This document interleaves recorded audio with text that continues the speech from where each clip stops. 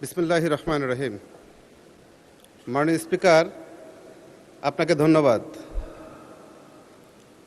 আমি আপনার মাধ্যমে বাগেরহাট ২, বাগেরহাট সদর উপজেলা এবং কোচো উপজেলার সর্বস্তরের জনগণকে ধন্যবাদ জানাই, কারণ তারা অর্ধলক্ষাধিক ভোটের ব্যবধানে বিজয়ী করে আজকে এই মহান সংসদে আমাকে কথা বলার সুযোগ করে দিয়েছেন।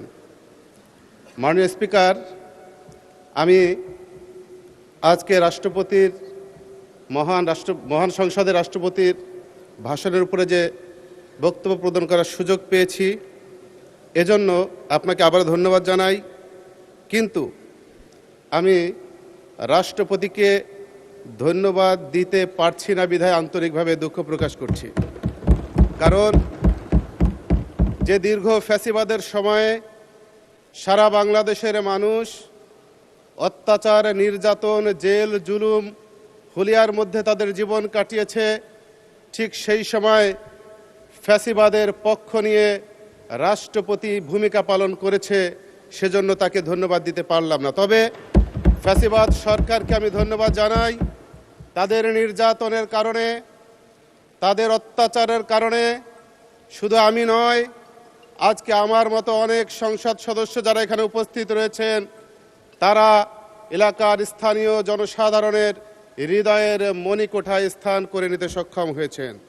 মাননীয় স্পিকার, আমি আজ এমন এক জনপদের প্রতিনিধিত্ব করছি যে জনপদটি খাজা খানজাহান আলী রহমতুল্লাহ আলাইয়ের পূর্ণভূমি এবং বিশ্ব ঐতিহ্যের ধারক, যেখানে ইউনেস্কো স্বীকৃত ৬০ গম্বুজ মসজিদ ও বিশ্বের বৃহত্তম ম্যানগ্রোভ সুন্দরবনের প্রবেশদ্বার।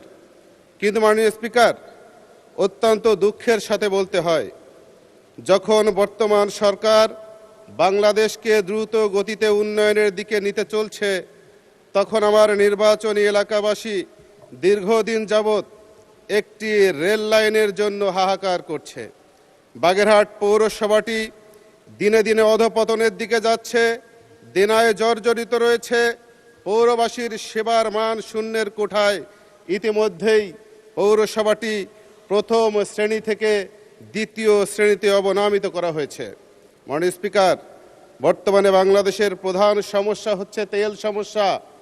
যে সমস্যাটা সরকারের পক্ষ থেকে অস্বীকার করা হলেও আমরা যখন রাস্তাঘাটে চলাফেরা করি, প্রত্যন্ত এলাকা থেকে সংসদ অধিবেশনে যোগ দেওয়ার জন্য আসতে থাকি, তখন তেলের সংকটের কারণে আমাদের গাড়ির চাকা অনেক সময় বন্ধ হয়ে যায়। আমি আজকে আপনার মাধ্যমে বর্তমান সরকারের সেই দায়িত্বশীলদের, যারা এখনো তেলের সংকট নয় বলে আমাদেরকে বলছে, তাদেরকে এ সকল কথা প্রত্যাহার করে সঠিক তথ্য এই মহান সংসদে প্রদানের জন্য আহ্বান করছি।